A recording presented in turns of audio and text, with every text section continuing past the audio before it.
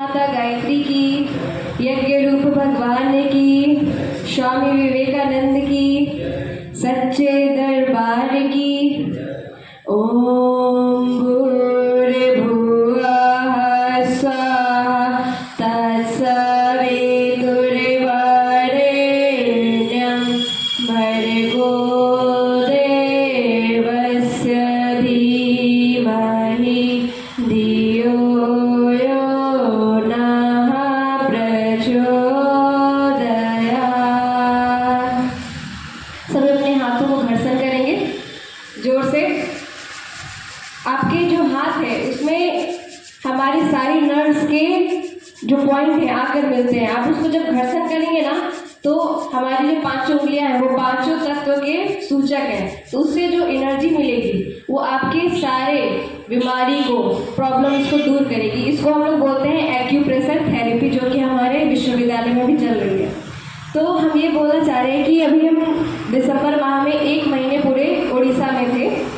हमारे social intensive के तहत, मतलब परम पूज्य गुरुदेव ने एक सपना देखा था कि नालंदा तक्षशिला को तो तोड़ दिया गया, तो अब भारतीय सनातन संस्कृति जिसके प्रचार स्वामी विवेकानंद जी ने सारे विश्व में किया था, आखिर भारतीय सनातन संस्कृति ऐसा क्या है जिसको आज गलत तरह से प्रचार किया जा रहा है बाबाओं ढोंगियों के द्वारा।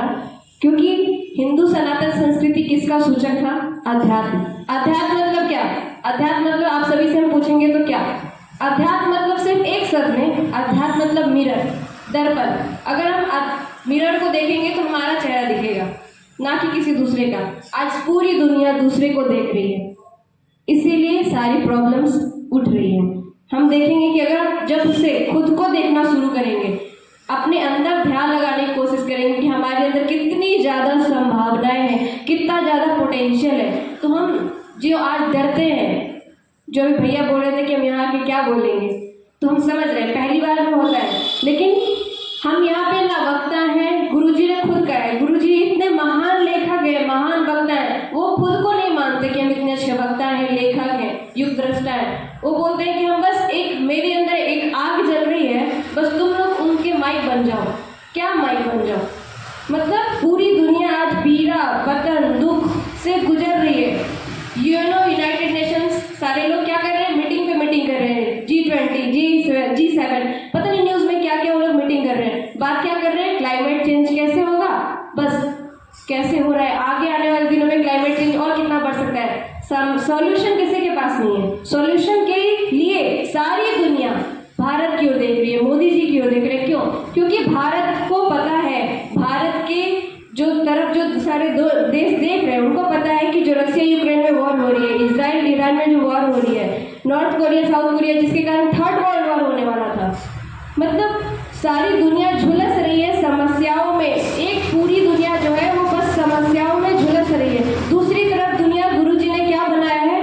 जो सॉल्यूशन ओरिएंटेड हो, जो संभावनाओं को देखता हो, जो उसका आंसर ढूंढे। कि सारी दुनिया तो समस्याएं की तरफ बात कर रही है, उसका आंसर क्या होगा? आंसर कौन देगा? आंसर हमारा भारतीय सनातन संस्कृति देगा, ना कि आजकल की रील्स।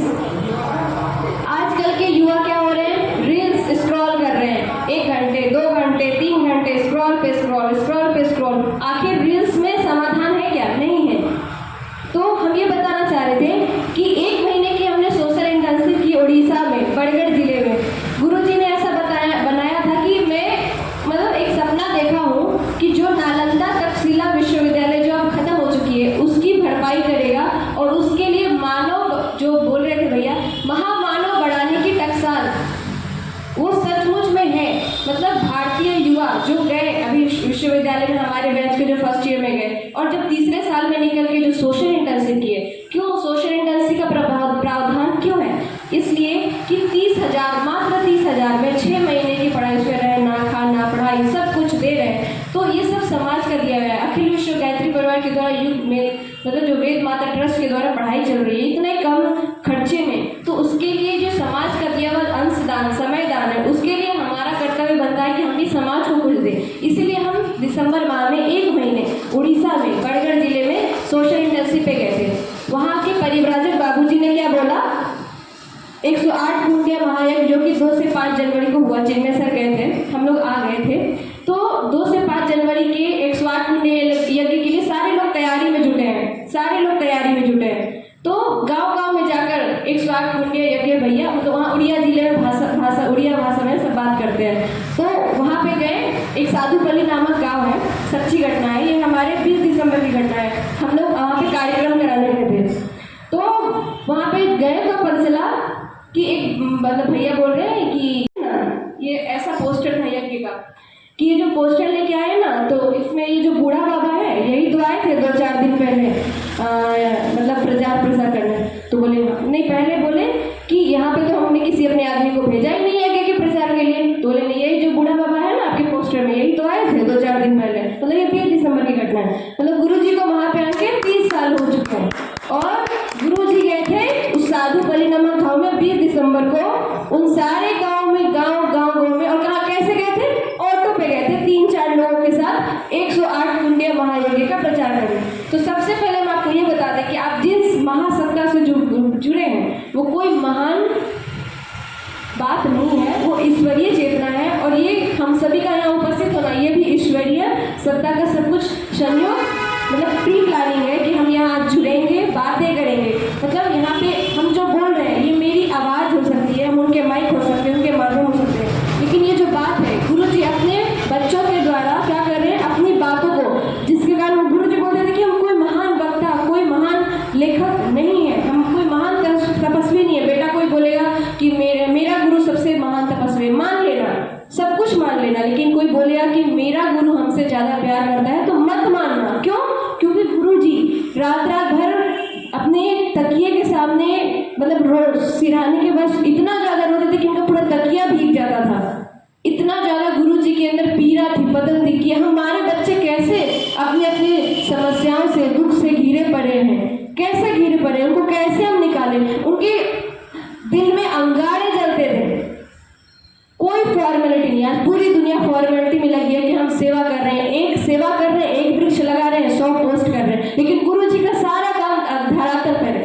वो बिना किसी गुप्त तरीके से सारे लोगों के, अपने बच्चों की मदद करके सूक्ष्म रूप से चले जाते हैं, उनको पता भी नहीं चलता है। और गुरु जी आए क्यों? क्योंकि परिव्राजक बाबूजी ने बोला मंदिर में, प्रज्ञापीठ में, कि गुरु जी हम जा रहे हैं यज्ञ के प्रचार के लिए, जा तो रहे हैं लेकिन कोई मेरा बात सुन नहीं रहा है। तो ये समस्या आएंगी, आप जब जाएंगे आपको लोग उल्टा बोलेंगे, आपको लोग इतना ज्ञान देंगे, क्योंकि आज इतने ज्ञान भर पड़े हैं लोगों के पास कि ज्ञान की कमी नहीं है, लेकिन सद्ज्ञान की कमी है। सद्ज्ञान देगा सच्चा गुरु। हमारी भारतीय सनातन संस्कृति, हमारी भारतीय सनातन संस्कृति मतलब क्या? अध्यात्म, दर्पण, खुद को देखिए, खुद के मतलब खुद के अंदर बुराइयां भी अच्छाइयां, दूसरों को देखना ही नहीं है। अभी अपने आप को देखना है, खुद की कमी है तो उसको सुधारना है, अच्छाई है तो उसको निखारना है। भारतीय सनातन संस्कृति मतलब क्या? गुरु, गायत्री, यज्ञ, गौ, गीता, गंगा। तो इन सभी चीज़ों का, और सबसे बड़ी चीज़ हमने जो विश्वविद्यालय में सीखी है कि हम अपनी चीज़ों को महत्व ही नहीं देते, इसीलिए सारी समस्याएं उभर रही है। पूरी दुनिया विश्वविद्यालय में आ रही है, मतलब बड़े बड़े नेता, अमित शाह, गोविंदा शांतिकुंज आया था संस्कार कराने, और अभी हिमेश रेशमिया जो बहुत बड़ा सिंगर है वो आया था। भारत मतलब विदेशी महिलाएं हमेशा हम प्रज्ञेश्वर महाकाल में प्रांगण में आती रहती हैं और वो साड़ी पहनती है, बिंदी लगाती है, और हम जीन्स पहन के घूम रहे हैं। हम अपनी संस्कृति को वैल्यू ही नहीं करते, इसलिए सारी समस्याएं उभर रही। आज युवा के दिस मेरे को लगता है कि सबसे बड़ा संकल्प जो लेने की जरूरत है वो ये है कि हम अपनी चीज़ों को, अपनी संस्कृति को अगर हम वैल्यू नहीं करेंगे तो विदेशी महिलाएं तो कर रही हैं। विदेशी महिलाएं आके अपने आप को साड़ी में देखकर इतना प्रसन्न हो रही है, और हम जीन्स टॉप, अपने बालों का हेयर स्टाइल करके, मतलब ये बहुत धरातल वाली बात है कि हम अपनी चीज़ों को वैल्यू नहीं करते। हमें लगता है कि जो रील्स में चल रहा है, जो रील्स की दुनिया में चल रहा है वही सब कुछ है। आज डोपामिन कैसे रिलीज हो रहा है? लाइक देने से। लेकिन पहले डोपामिन कैसे रिलीज होता था? विवेकानंद जी ने इतना तक बोल दिया था कि आप गीता मत पढ़ो लेकिन आप फुटबॉल खेलो, मतलब आप ग्राउंड में जाओ, आप थोड़ा शारीरिक कसरत करो, तभी आपके अंदर जो आपका फिजिकल बायोलॉजिकल सिस्टम है जब वो ठीक रहेगा तो आपका मेंटल स्पिरिचुअल बॉडी बिल्कुल सही रहेगा। तो हमें आज डोपामिन कैसे रिलीज हो रहा है? रील्स स्क्रॉल करके, लाइक देख के, लेकिन हमें रील्स स्क्रॉल करके इन सारी दुनिया से रील्स और रियल लाइफ में फ़र्क करना पड़ेगा, क्योंकि आज सबसे ज़्यादा युवा दिवस पे हमें ये संकल्प और साहस जगाने की ज़रूरत है कि पूरे दुनिया में सबसे ज़्यादा युवा पॉपुलेशन हमारे भारत देश में है। सारी जो दुनिया है उसके अंदर बूढ़ा पॉपुलेशन है, हमारे पास युवा पॉपुलेशन है। और हमारे पास बोला जाता है कि बेरोजगार हैं सब, लेकिन सबसे ज़्यादा जो स्किल्स और डेवलप होंगे वो इसी देश में होंगे और हमारे देश ही सभी को रोजगार देंगे। तो हमें थोड़ा सा बस बड़ा सोच करने की ज़रूरत है, थोड़ा सा बड़ा सोच। ये डिग्री, ये छोटे छोटे कंपटीशन में अपने आप को उलझाने से बेहतर है कि हम थोड़ा बड़ा सोचें, थोड़ा ज़्यादा मेहनत करें, अपने ऊपर काम करें। अध्यात्म मतलब कोई पूजा पाठ नहीं, मत चढ़ाइए फूल प्रसाद, भगवान को नहीं चाहिए। गुरु जी इतना डांट डांट के अपने अमृतवाद में बोलते हैं, गुरु जी को कुछ नहीं चाहिए। कोई उनको माला ले गया था, उनको नहीं चाहिए माला, उनको चाहिए कि आप उनके महान गुरु सत्ता से जुड़े हैं जो साक्षात महाकाल प्रज्ञा अवतार है। तो आज बस अपने आप सभी कमर सीधी करके बैठ जाइए, आंखें बंद कीजिए और थोड़ी देर अपने आप को बहुत ही अच्छा महसूस कराइए कि हम जिस सत्ता से जुड़े हैं वो कोई महान सामान्य नहीं, महान से महानतम सत्ता है जो आने वाले टाइम में हम सभी के द्वारा ही अपना काम करवाएगी और हम सभी वृक्ष वानर की तरह, संत सहित सुधारक की तरह उनके जो राम जी जिस तरह से वृक्ष वानर की मतलब मदद लिए थे, आज हम फिर से उसी स्वतंत्रता संग्राम में, उसी सीता जी को खोजने में आज सत्युग के रूप में हम अपना योगदान देने जा रहे हैं। और इसके लिए अपने आप को हर वक्त, हर क्षण, सोते समय, जागते समय, चलते समय, उठते समय, किसी के बात करते समय अपने आप को बहुत ही ज़्यादा सौभाग्यशाली समझिए, महसूस कीजिए हर क्षण। क्योंकि मोटिवेशन आज इतना भरा पड़ा है यूट्यूब में, मोटिवेशन क्या करता है, कान फूंकता है, लेकिन गायत्री मंत्र, गुरु सत्ता, भारतीय सनातन संस्कृति प्राण फूंकता है। हम सभी कान फूंकने से नहीं चलेंगे, हम प्राण फूंकने से चलेंगे। और गायत्री मंत्र क्या है, प्राण देता है, साक्षात प्राण देता है, डायरेक्ट प्राण देता है। आप एक बार कीजिए, जैसे ओम भूर्भुवः स्वः तत्सवितुर्वरेण्यं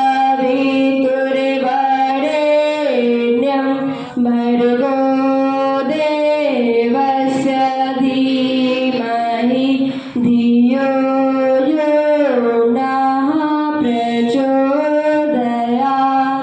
मतलब सुबह उठते समय आत्मबोध कीजिए कि हमारे अंदर क्या संभावनाएं हैं। हमारे पूरे दिन में 24 घंटे मिला है, भगवान के द्वारा दिया हुआ इतना मूल्यवान शरीर मिला है, 24 लाख यूनिवर्स, मतलब जितना भी हमने पार किया है, और आज इतना मानव तन मिला है, मनुष्य तन मिला है अमूल्य, उसको हम गवाए नहीं। एक एक क्षण का सदुपयोग करें। इस तरह आत्मबोध कीजिए, तत्वबोध कीजिए सोते वक्त, ये दो चीज जरूर कीजिए। और जितने भी आपके दिन भर में भैया लोग, चाचा लोग अच्छे विचार बताएं, गुरु जी के जो स्वाध्याय करेंगे आप विचार, उसको मतलब कोई आपका कुछ नहीं कर सकता, कोई आपका जीवन नहीं बदल सकता, सिर्फ आप ही हैं जो आप अपना जीवन बदल सकते हैं। मनुष्य अपने भाग्य का निर्माता स्वयं है। यहाँ पे हम सभी अपना अपना अनुभव बता रहे हैं और एक दूसरे के हम सभी अनुभव से सीखेंगे, लेकिन बदलेगा कौन, आगे की यात्रा कौन करेगा, हम नहीं करेंगे आपके बदले, या आप हमारे बदले नहीं करेंगे। आगे की यात्रा, आगे का सिचुएशन हम ही को फेस करना है। इसलिए हमेशा निरंतर अपने मनन चिंतन में गायत्री मंत्र का जो भावार्थ है, उस प्राण स्वरूप, दुख नाशक, सुख स्वरूप, श्रेष्ठ, तेजस्वी, पाप नाशक, देव स्वरूप परमात्मा को अपनी अंतरात्मा में धारण करें। और वह परमात्मा हमेशा हमारी बुद्धि को सन्मान की ओर प्रेरित करे। प्रेम प्रेम प्रेम, यही हमारा मंत्र है। दूसरों को सम्मान दीजिए, प्यार दीजिए।